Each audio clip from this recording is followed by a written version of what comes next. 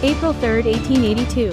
In a quiet house in Missouri, one of the most famous outlaws in American history stood on a chair.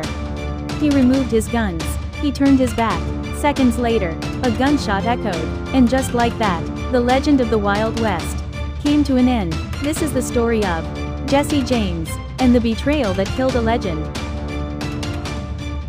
Jesse James was not just a criminal. To many, he was a legend. Born in 1847 in Missouri, Jesse James grew up during one of the most violent times in American history. The Civil War. Missouri was deeply divided. Neighbors fought neighbors. Families turned against each other. And Jesse James learned violence early.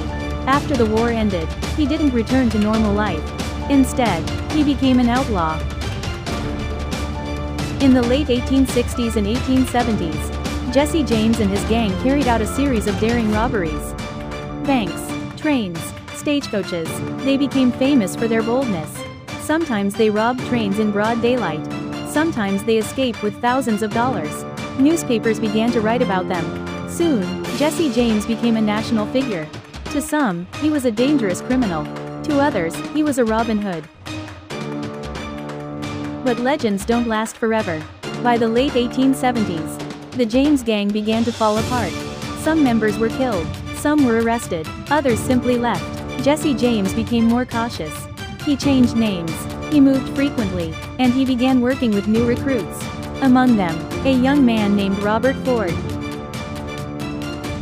Robert Ford was young, ambitious, and fascinated by Jesse James.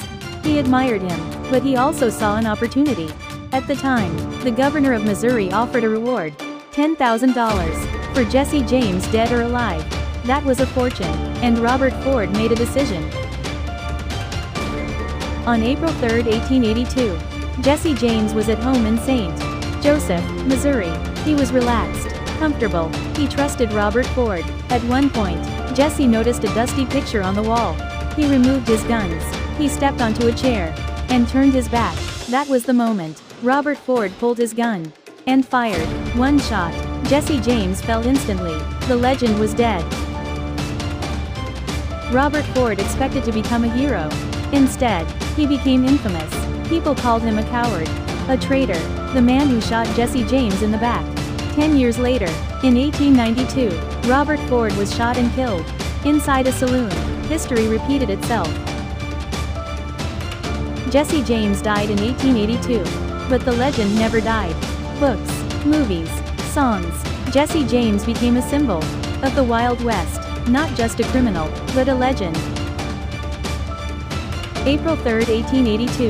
A single gunshot ended the life of Jesse James, but it also created one of the greatest legends of the American Wild West. Because sometimes, legends aren't born in life.